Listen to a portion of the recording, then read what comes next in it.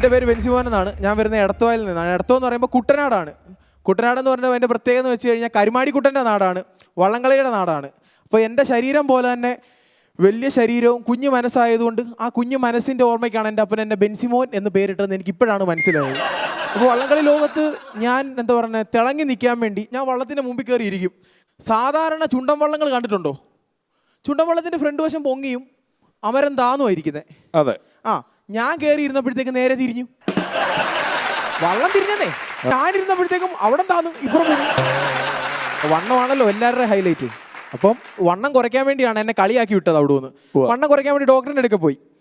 ഞാൻ ഡോക്ടറിൻ്റെ അടുക്ക പോകാൻ വേണ്ടി ആ വിൻഡോ അങ്ങോട്ട് കഴിഞ്ഞപ്പോഴത്തേക്കും ഡോക്ടറും നേഴ്സും കൂടെ അടുത്തടുത്ത് പോയി. എന്നെ കണ്ടതും പെട്ടെന്ന് എനിക്ക് ദിലീപിയേട്ടൻ്റെ പടം ഓർമ്മ വന്നു. അവരെന്നോട് പറയുക അണ്ട് ഒരു കാർഡ് ഇളകി വരുന്നുണ്ടെന്ന്. ഡോക്ടറിൻ്റെ അടുക്ക ഞാൻ ഇരുന്നപ്പോൾ ഡോക്ടർ പറയുക മോനെ BP കൂടുന്നുണ്ടെന്ന്. ഞാൻ പറഞ്ഞ് അതിന് ഡോക്ടർ നോക്കിയില്ലല്ലോ. ഡോക്ടർ പറഞ്ഞു അതല്ല നീ അടുത്ത് വന്നിരുന്നപ്പോൾ എനിക്ക് BP കൂടുന്നുണ്ടെന്ന്. പുള്ളിക്കാരൻ പറഞ്ഞു നാളെ മുതൽ നടക്കാൻ പോകണം. എടുത്ത വായി ഞാൻ പറഞ്ഞ് പറ്റത്തില്ല, സൂര്യാഘാതം വെക്കും, ശരീരം പൊള്ളും, എൻ്റെ ഈ ഗ്ലാമർ പോത്തില്ലേ. പുള്ളിക്കാരൻ പറഞ്ഞു നിനക്കിവിടെ മരുന്നില്ല പൊക്കോളാൻ. ഒരു ഡോക്ടർ രോഗിയോട് പറയാൻ പറ്റുന്നതാണോ? എൻ്റെ ഏറ്റവും വലിയ ഇതായിരുന്നു എനിക്ക് കൂട്ടുകാരോട് ഒരു ട്രിപ്പ് പോകണമെന്ന്. ഞാൻ കൂട്ടുകാരോട് ബൈക്കേ പോകാനായിരുന്നു എനിക്കിഷ്ടമേ. ഞാൻ കൂട്ടുകാരോട് പറയാ ട്രിപ്പ് പോകണ്ടേ, എവിടോട്ടാടാ നമുക്ക് ഇടുക്കിക്ക് പോവാം. അപ്പം എന്നെയും വെച്ചോണ്ട് അവന്മാർക്ക് അവിടെ വരെ പോകണമല്ലോ. അപ്പോൾ അത് പറ്റത്തില്ല. 150 രൂപയുടെ എണ്ണ അടിക്കണമെങ്കിൽ എണ്ണ അടിക്കണേ 350 cc ഉണ്ടെങ്കിൽ 600 cc ഞാൻ വലിപ്പിക്കും. കാര്യം വെയിറ്റ് ഇല്ലല്ലോ, ചെറിയ ചാക്ക് പോലെയല്ല ഞാൻ ഇരിക്കുന്നത്. ഞാൻ അടുത്തൊരുത്തനെ വിളിച്ച് അവൻ പറഞ്ഞ അളിയാ നാളെ രാവിലെ 5:30 ഞാൻ വരും. കൂട്ടുകാരെന്ന് പറഞ്ഞാണല്ലോ. 5:30 ആയപ്പോൾ വന്ന് 5:30 ആയപ്പോഴത്തേക്കും ഞാൻ എഴുന്നേറ്റ് ജാക്കറ്റ് ഇട്ട് കണ്ണാടിയൊക്കെ വെച്ച് ട്രിപ്പ് പോകാൻ വേണ്ടി റെഡി ആയിട്ട് ഇരിക്കുക. വീട്ടുവാതിക്ക് ഒരു ഹോൺ. ഞാൻ കഥവ് തുറന്നു വന്ന് നോക്കിയപ്പോൾ അവൻ വന്ന് എന്തോന്നല്ലാന്നറിയാവോ? മഹേന്ദ്രയുടെ ആപ്പേ.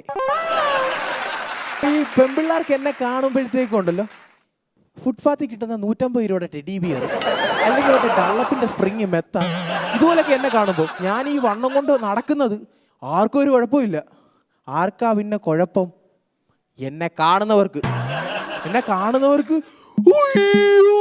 എൻ്റെ മോനെ എങ്ങനെ നടക്കുന്നു, മോനെ എങ്ങനെ കിടക്കുന്നു, മോനെ എങ്ങനെ ഇരിക്കുന്നു, ഇതെല്ലാമാണ് അവർക്ക് അറിയേണ്ടത്. പക്ഷെ ഈ ലോകത്ത് ഒരേ ഒരാൾ ഞാനൊരു 5 മിനിറ്റ് കഴിക്കാൻ താമസിച്ചു കഴിഞ്ഞാൽ അയ്യോ എൻ്റെ മോൻ്റെ വണ്ണം പോയി, എൻ്റെ മോൻ ക്ഷീണിച്ചു എന്ന് പറയുന്ന ഒരേ ഒരാൾ എൻ്റെ അമ്മയാണ്. അപ്പം ഇതിലും രസകരമായ കാര്യങ്ങളുമായിട്ട് വീണ്ടും വരാം. നന്ദി. ബെൻസി, എന്തോ ഈ മുടി വളർത്താൻ തുടങ്ങിയിട്ട് എത്ര നാളായി?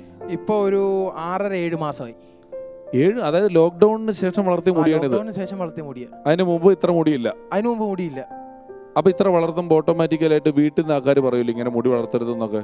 ഇല്ല, പപ്പ ഭയങ്കര സപ്പോർട്ട്, അമ്മയും ഭയങ്കര സപ്പോർട്ടാണ്. കാര്യം പപ്പ പണ്ട് മുടി വളർത്തിയതാണ്. അപ്പം ഞാൻ പറയും പുറമോട്ടൊന്ന് നോക്കൂ. അപ്പോൾ അമ്മ പറയും പഴയ കാര്യങ്ങളൊക്കെ ഓർമ്മയുണ്ടല്ലോ, അപ്പോൾ പിന്നെ അതങ്ങ് വിട്ടുപോകും. പപ്പ പണ്ടേ മുടി വളർത്തിയിട്ടുണ്ട്, അതുകൊണ്ട് ഇപ്പൊ ഒന്നും പറയാൻ പറ്റത്തില്ല. എങ്ങനെ പറയാൻ പറ്റും? അവർ ചെയ്തതാണല്ലോ, അതുകൊണ്ട് കുഴപ്പമില്ല. അപ്പൊ ഈ വളർത്തിയപ്പോ ഇത് കുറച്ച് നേരത്തെ ചെയ്യാമായിരുന്നു എന്ന് തോന്നിയിട്ടുണ്ടോ? തീർച്ചയായിട്ടും. പക്ഷേ +2 സാറിനെ ഇറക്കി. +2 ആ സമയത്ത് നടക്കത്തില്ല. അതെ, പറ്റത്തില്ല. +2 വളർത്തുന്നതിന് നമ്മുടെ ഏലൂർ ജോർജ് എന്ന് പറയുന്ന ഒരു മിമിക്രി ആർട്ടിസ്റ്റ് ഉണ്ട്, ജോർജ് ഏട്ടൻ. അറിയാലോ. അപ്പൊ ജോർജ് ഏട്ടന് താടിയുണ്ട്. ജോർജ് ഏട്ടൻ അപ്പം അന്ന് ഹരിശ്രീ എന്ന് പറയുന്ന ട്രൂപ്പിൽ പ്രോഗ്രാമിന് ചെന്ന് കയറി. അപ്പോൾ ഹരിശ്രീയിൽ അന്ന് അശോകൻ ചേട്ടൻ പോയതിൻ്റെ ഗ്യാപ്പിലെങ്ങാണ്ടാണ് ജോർജ് ഏട്ടൻ ചെന്ന് കയറി. അപ്പോൾ ജോർജ് ഏട്ടൻ ചെന്ന് കയറിയപ്പോൾ ജോർജ് ഏട്ടന് പല സ്കിറ്റുകളിലും ഈ താടി വെച്ചിട്ടുള്ള പല കോമഡി ഉണ്ട്. താടിയൊക്കെ വേണം വേണ്ടെന്നൊക്കെ ഉണ്ട്. പക്ഷേ ജോർജ് ഏട്ടൻ ഇതുപോലെ പഠിക്കുന്ന സ്ഥാപനത്തിൽ അവർ പറഞ്ഞു വിദ്യാർത്ഥികൾ താടി വളർത്താൻ പാടില്ല. അവിടെ ഒരു സർക്കുലർ ഇറങ്ങി, വിദ്യാർത്ഥികൾ താടി വളർത്തിക്കൊണ്ട് വരാൻ പാടില്ല. പക്ഷേ ജോർജ് ഏട്ടന് താടിയുണ്ട്. അങ്ങനെ ജോർജ് ഏട്ടൻ പ്രിൻസിപ്പലിനെ പോയി കണ്ടിട്ട് പറഞ്ഞു അതെ സാർ, താടി എനിക്ക് എൻ്റെ പ്രൊഫഷൻ്റെ ഭാഗമായിട്ട്, തൊഴിലിൻ്റെ ഭാഗമായിട്ട് എനിക്ക് താടി കളയാൻ പറ്റില്ല. അപ്പോൾ എനിക്ക് താടി വളർത്താൻ ഒരു പ്രത്യേക അനുമതി വേണം എന്ന് പറഞ്ഞുകൊണ്ട് ആ വിദ്യാലയത്തിൽ ഒരു കോളേജിൽ ഒരു പ്രത്യേക അനുമതി ഇറക്കി. ഈ കോളേജിൽ ജോർജിന് മാത്രം താടി വളർത്താം, ബാക്കി ആർക്കും താടി വളർത്താൻ പാടില്ല. അങ്ങനെ ഒരു അനുമതി കൂടി ജോർജ് ഏട്ടൻ മേടിച്ചെടുത്തു. കുറച്ച് ദിവസം കഴിഞ്ഞപ്പോൾ ഈ ഹരിശ്രീയുടെ ട്രൂപ്പിൻ്റെ ഒരു പരസ്യം പത്രത്തിൽ കണ്ടപ്പോൾ ഈ പ്രിൻസിപ്പലിനെ ഒന്ന് വിളിച്ചു ചോദിക്കാം ഈ ജോർജ് പറഞ്ഞത് ശരിയാണോ അല്ലയോ എന്ന് ചോദിച്ചിട്ട് ഹരിശ്രീയുടെ ഓഫീസിലേക്ക് വിളിച്ചിട്ട് ചോദിച്ചു, ഹലോ, നിങ്ങളുടെ ട്രൂപ്പിൽ ഈ ജോർജ് എന്ന് പറഞ്ഞ ആൾക്ക് താടി ഒരു മസ്റ്റാണോ എന്ന് ചോദിച്ചു. അപ്പോൾ ഓഫീസിൽ നിന്ന് പറയാ ജോർജ് തന്നെ ഈ ട്രൂപ്പിലൊരു മസ്റ്റല്ല, പിന്നെയാണ് ജോർജിൻ്റെ താടി. ഞങ്ങളുടെ അടുത്ത് ബൈക്കിൽ നിന്ന് നേരെ ഹോസ്പിറ്റലിൽ കൊണ്ടുപോയിട്ട് തലയിൽ ഒരു 6-7 സ്റ്റിച്ച് തലയൊക്കെ വടിച്ച് സ്റ്റിച്ചൊക്കെ ഇട്ട് കഴിഞ്ഞപ്പോൾ ഇയാൾ നേഴ്സിനോട് പറയുകയാണ് എത്ര രൂപയാണ് ചോദിച്ചപ്പോൾ അവർ പറഞ്ഞു മൊത്തം 650 രൂപ. ഇപ്പോൾ ഇയാൾ പറഞ്ഞു എനിക്കൊരു 15,000 രൂപ ഇങ്ങോട്ട് തരണം. നേഴ്സ് ചോദിച്ചാൽ അതെന്തിനാ 15,000 രൂപ അങ്ങോട്ട് തരുന്നതെന്ന് വെച്ചാൽ പറയാ വിഗ്ഗായിരുന്നു. അവർ വിഗ് വടിച്ചിട്ട് സ്റ്റിച്ചിട്ടു തലമുടിയുടെ കൂട്ടത്തിൽ രണ്ടും കൂടെ. എന്നിട്ട് വിഗും പോയി 15,000 രൂപയുടെ ഊരാനും പറ്റിയില്ല കുറേ ദിവസത്തേക്ക് വിഗ് വടിച്ചിട്ടിട്ട്. കാലാകാലങ്ങളായിട്ട് പഴനി മുരുകനെ പറ്റിക്കുന്ന ഒരു കൂട്ടുകാരനുണ്ട് എനിക്ക്. കൂട്ടുകാരനല്ല, കൂട്ടുകാരൻ്റെ അച്ഛനാണ്. പുള്ളി നല്ല മൊട്ടയാണ്, വിഗ് വെച്ചിരിക്കുകയാണ്. പുള്ളി എല്ലാ വർഷവും പഴനി പോയിട്ട് താഴെ നിന്ന് വിഗ് ഊരിയിട്ട് മേറി ചെന്ന് തൊഴും, അനുഗ്രഹം മേടിക്കും, താഴെ വന്ന് വിഗും വെച്ചോണ്ട് പോരും. മുരുകൻ ഓഹോ ആണല്ലേ. എൻ്റെ കൂട്ടുകാരൻ സിനിമയിലുള്ള ആളാണ്, ഞാൻ പേര് പറയില്ല, പേര് പറഞ്ഞാൽ കുഴപ്പമാണ്. അപ്പോൾ അയാൾ ഗുരുവായൂർ ക്ഷേത്രത്തിൽ ചെന്നിട്ട് കൃഷ്ണ ഭഗവാനെ കണ്ടിട്ട് ഇയാൾ പറയാണ്, ഗുരുവായൂരപ്പ, എൻ്റെ ഈ പടം സൂപ്പർ ഹിറ്റ് ആവണം, അതിന് എൻ്റെ കൂടെ നീ നിൽക്കണം.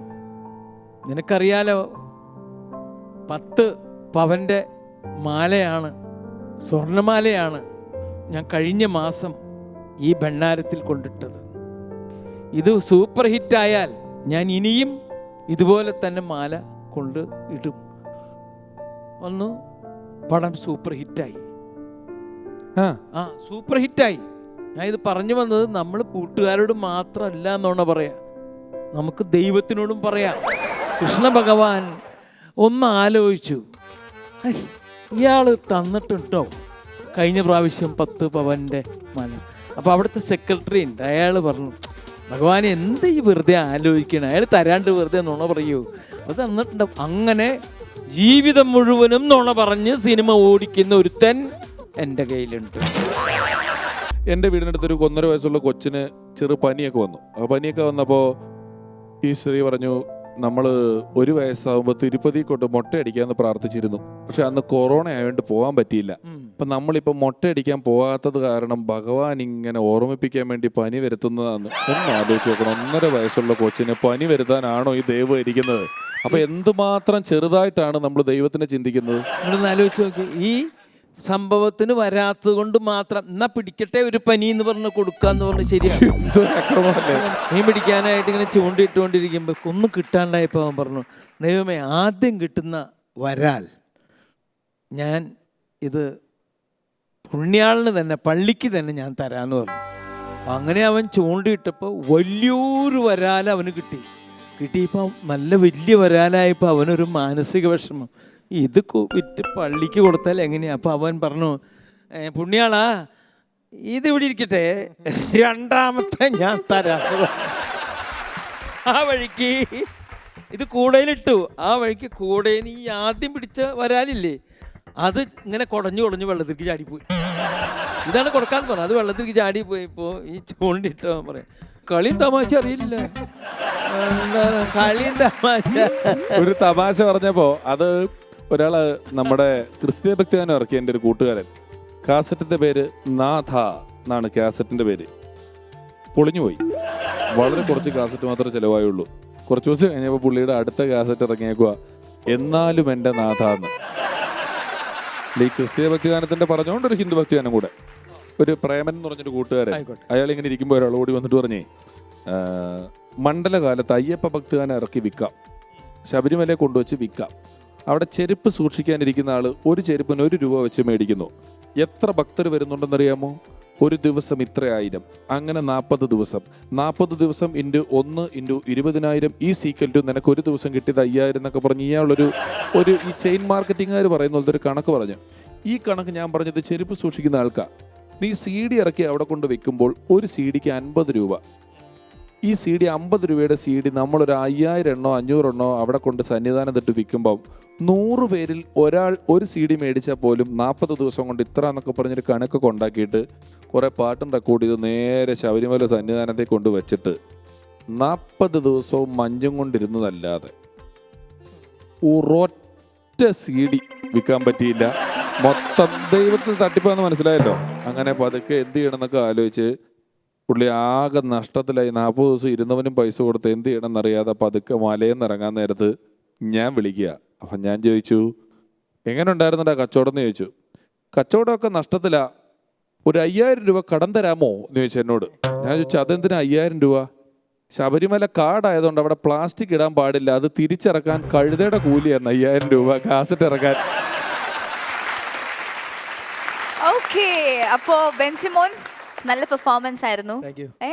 അപ്പോൾ നന്നായിട്ട് പെർഫോം ചെയ്തിരിക്കുകയാണ്. ഓൾ ദി ബെസ്റ്റ്, ഇനിയും വരണം. തീർച്ചയായിട്ടും. Okay, thank you.